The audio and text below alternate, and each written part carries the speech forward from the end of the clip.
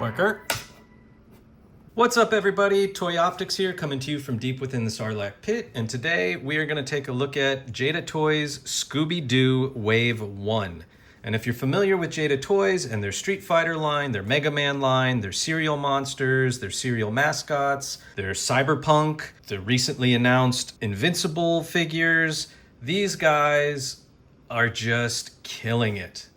And so when they announced that they were doing Scooby-Doo and I got a first look at that at WonderCon, I was super excited. Did I need to start another line? Absolutely not. But was I gonna turn these down? Absolutely not. So with that, let's get into this and let's start off with the Creeper. And as we can look at this box right here, Jada does a really great job with their packaging. And here we have the nice kind of spooky purples, the Scooby-Doo logo. This is the Creeper. Right here on the window, you can see that they've tried to add this kind of eerie fog effect, which I kind of dig. You have a little bit of opening at the top to let light in. On the sides, you have the Creeper in his cartoon form. And then on the back, you have a product image in a nice pose with a nice cartoony background. And then we've got Scooby and the gang right there. Let's open this bad boy up. I'm excited. I've had to wait for these. And here we have the Creeper. So here's Mr. Creeper, or Creeper, if you're friends with him. Jada just does a really great job interpreting and visualizing and making a 3D representation of what we grew up with in 2D on the tube. I mean, this is the Creeper from the cartoon come to life. And included in the box with him, we have this great pulling of the mask off accessory, hollow in the top. We'll get to that and see if that can do anything for us later. He has two kind of splayed I'm chasing you hands. And then we have... It's Mr. Carswell, the bank president. Mr. Carswell, who would have gotten away with it too. Blasted meddling kids. And actually, looking at this right now, do the glasses come off? The glasses come off. Huh. That's a nice little touch. Hopefully they don't get lost. And then you can see for the swappability, they put the ball inside his head. And then just getting into a quick look at him.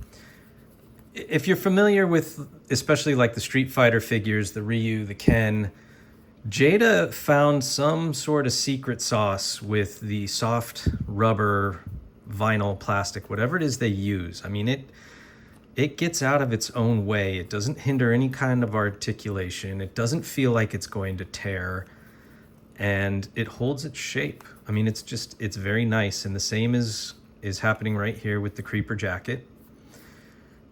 You can see the cartoony proportions, the overly long arms, the very short torso, the shorter legs. And let me see if it's just like, yeah, if it's just like the Ken and Ryu, you can undo the jacket. It's got a little kind of mushroom peg right there. And then you can see that we have a ball joint here and a diaphragm cut there. And then we'll just pop this back together. Look, easy, quick. You know, head, ball joint. I think, yeah, there's another one down in the neck. He looks up, he looks down, he can tilt, he can turn. Shoulders kind of come up past 90 a little bit. Can swing all the way around. He's got a bicep swivel, double elbows, fold all the way up to there, and they're nice and tight too. And you can hear the ratchet, you can hear the click. Coming out to wrist peg, up and down articulation there, legs. See, look, even with the jacket on, he can kick all the way up to there. That's fantastic. He can kick all the way out to the side. He can even get back further than most figures, which is super nice. He's got a thigh swivel. He's got double knees, and again, super tight. I might need to hit these with some heat. I mean, his leg comes all the way back up. And you can again hear those ratchets, or Mr. Carswell has some really bad arthritis in his knees. Swivel on his boot.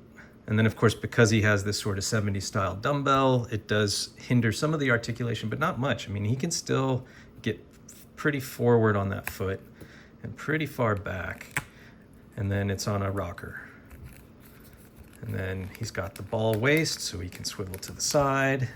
And then with the ball in the diaphragm, all right, that was kind of cheating because I did his legs there too. But I mean, we'll just open this up to look right here.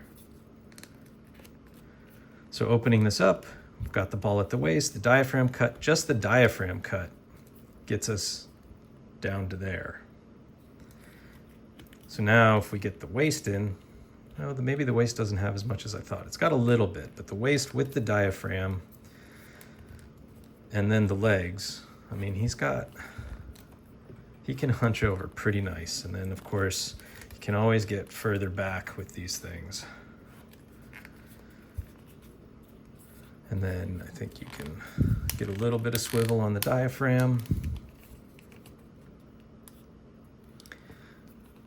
And in a quick nutshell, that is our creeper.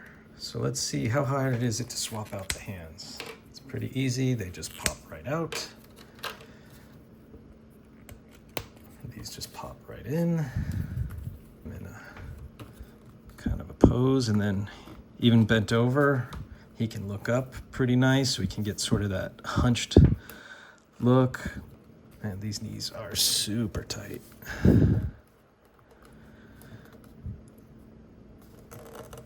And boom. And right there, creeper's coming for you.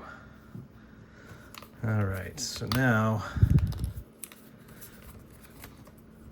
that wasn't difficult at all. That just comes off real nice, very smooth. We have Mr. Carswell. And then we have this little thing which kind of comes over the top of his head so that it's just like in the cartoon when they pull it off, it's and the glasses aren't going anywhere.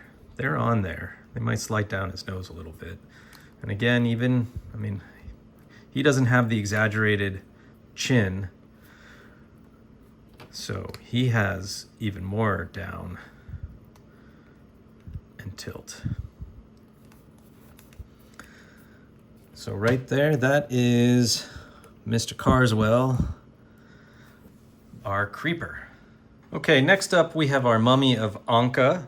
Same deal with the packaging, window, nice little fog effects, the great little purples of the art, the animated version of the mummy of Anka, the figure himself right there. Nothing new to sort of explore or discover, no little Easter eggs, just straightforward packaging. So let's crack him open.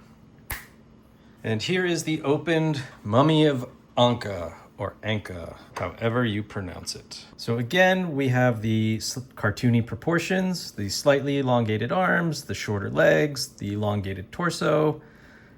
If you look, he's got a nice wash over the mummy bandages. So he's a little dirty looking, he's not super clean.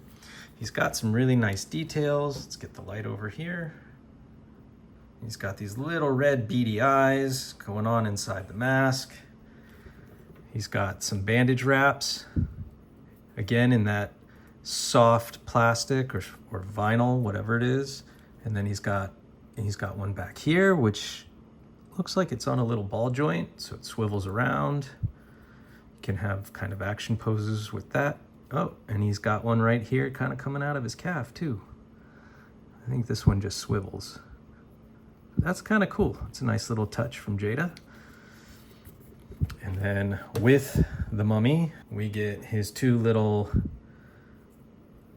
mitten fists. And we get an unwrapping of his head mask. And we get Mr. Robert Goulet. I beg your pardon. Or, if you're familiar with the cartoon, Doc Dr. Najib! Articulation isn't going to be anything too different. Double knees, double elbows, bicep swivels, leg swivels, and they're all kind of, I mean, you know, you can see them, but the design around the bandaging is a nice little touch. He's got butterfly joints, can look up pretty well. He can look down, he can tilt. He's got the swivel on that. He's got, let's check. Again, Jada with the nice touches. You know, you got this soft piece right here and it doesn't hinder the double elbow articulation. He can still move around and do what he needs to do. And then of course his little mittens are also on a swivel. The softer plastic within the diaper here. I mean, he's a can girl. He can go well past 90. And then he can come out to the side really nicely. And again, he's got a little more back than a lot of other figures. Thigh swivel that I pointed out. He has the double knees. And then, and I almost missed that little detail again because of how they hit it in the design, but he's got a boot cut swivel.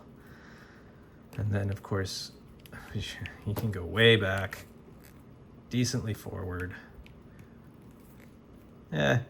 Maybe not so decently. I'll give that a ding. That's a slight weak spot. I wish it could go a little further forward, but that's not a deal breaker by any sense. And then of course it's on a rocker.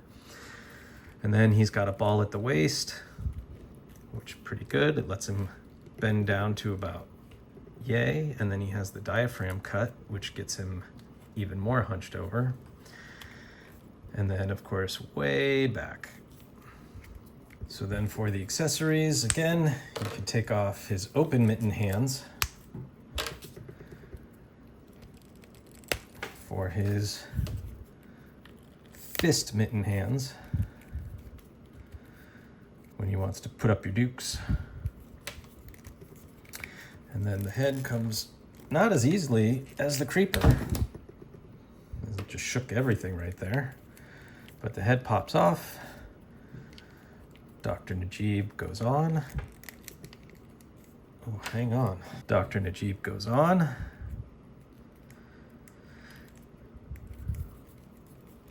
And if you want to complete or recreate the scene from the cartoon, you take Dr. Najib's head off and you take the mummy head wraps and you put that down on the neck and you put Dr. Najib's head back on.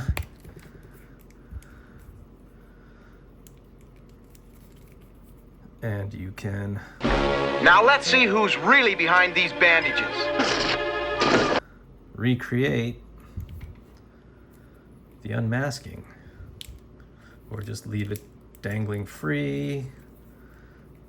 Or get it back on there, however you want to play with this. But that, it's a great little touch. I like that they did that. I like, again, that they used a nice flexible plastic or rubber. And that is our creeper. And that brings us to our final character in the wave, our lone hero, Shaggy Rogers. Zoinks! I think we're all excited to get our local stoner of the group. And some of you might be wondering, hey, where's Scooby? Why isn't the title character out with Wave 1? Well, if you go over to A Toy Kinda Mood and look at the WonderCon interview with June from Jada Toys, we asked him that question. And he responded that Scooby is coming with Wave 2, which was announced, I believe, at Comic-Con this year.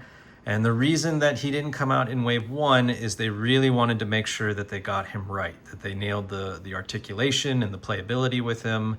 And from what I've seen from the images, he looks great. And I'm really happy that Jada decided to take that route and not rush things. But we're here to talk about Shaggy, so zoinks, let's get this guy open. And here we have Shaggy in all his open, colorful plastic glory. And I mean, he looks fantastic. He's got his extremely thin proportions. He's got his bell bottoms. He's got his little chin scruff. They even went and gave him the cowlick, which I think is fantastic. He's got his sloppy ruffled sleeves on his shirt. Same with the bottom here. I mean, if I had to make a negative critique about this figure, it would be the diaphragm cut looks a little awkward, but I understand why it's there and I appreciate it because Shaggy very rarely stands up straight, right? He's a character that has always kind of hunched forward. Bad posture, bad habits that he taught us as kids. But standard articulation is the rest of them. He can get up past 90 right there. He does not have butterfly joints, but I mean, I don't know how you would have engineered that in a figure this slender. He's got a hinge at the bottom of his neck with the ball up here. So a little bit of tilt, not a ton, but he can look way down. And then you can get him hunched over and still have him looking up, or he can look not way up. He can look up pretty decently. And then bicep swivel hidden inside the sleeve of the shirt. Double elbows. Wrist with the hinge. The diaphragm cut, which can get us down to there. And then he's got a ball joint under the shirt. And again, the bottom part of the overlay is that same nice soft material. And it matches pretty well with the upper part of the shirt. Not 100%, but I mean, 98, 99%, it's pretty good. So with the ball joint and the diaphragm cut, he can lean over pretty well. And then of course he can go back really nice. He can spin, swivel. He has a thigh cut or a thigh swivel. He's got the double knees that come all the way up.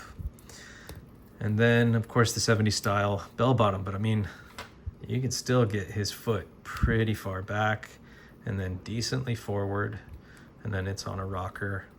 So, I mean, the engineering on these is really nice. Jada thought it through.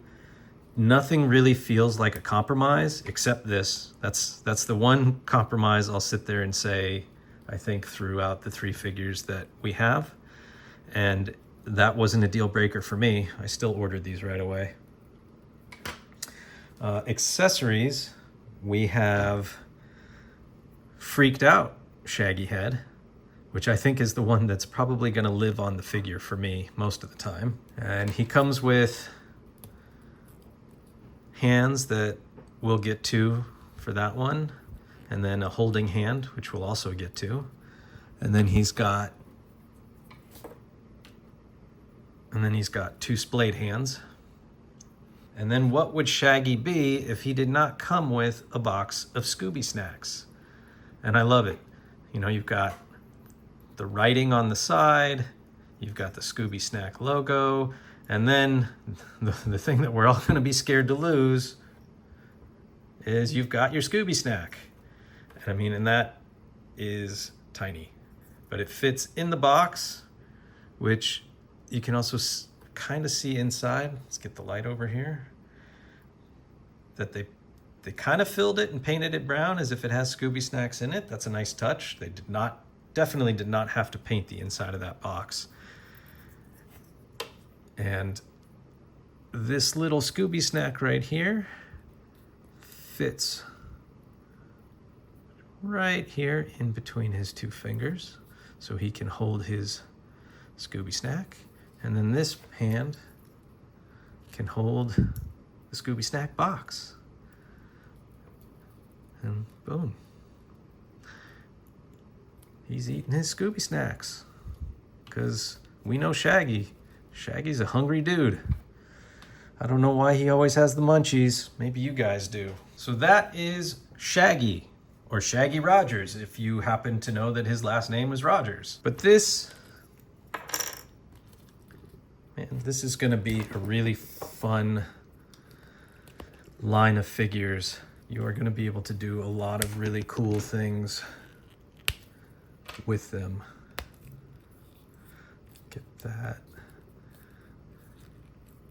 Have him there. We'll get the creeper. Let's see how we can balance. Can we balance that? Look at that. Boom. You can have the creeper chasing Shaggy. Let's see if we can keep his balance and try and get it from a slightly nicer angle. Running after him there. Have the mummy coming after Shaggy. You can have Shaggy chilling, getting ready to have a snack. One feature I do hope that they add in future sets is I hope we get that exaggerated opening mouth to eat a giant sandwich with a giant sandwich, because that would be quintessential Scooby-Doo. You get Shaggy unmasking Mr. Crawley, and you can have Shaggy unmasking Professor Najib. So there you have it, Wave 1 of Jada Toys' new Scooby-Doo toy line. We know that they just revealed Wave 2, which will be Scooby-Doo himself, along with a mer creature and a space creature. I know they also teased Daphne, I believe, so expect her in Wave 3. Final thoughts on this are another home run by Jada Toys. They nailed the likenesses, they nailed the articulation, they nailed the fun. These are fun. Just like everything else I've gotten from Jada Toys, I have no regrets. They have made a huge fan out of me, and I cannot wait to see what they come out with next. And of course, the big question that we all need to ask them, and we all hope we get, is will there be a mystery machine? We all know Jada Toys made their name in the car arena, where they still do a lot of great things. I think that's their bread and butter. So let's have them do a 1/12 scale mystery machine and show us what they can do there, because I'm sure it will be a home run. All right, guys, as always, thank you for the watch. Thank you for the support. Please click like, subscribe if you don't already, and have fun out there. I'll see you next time. Bye.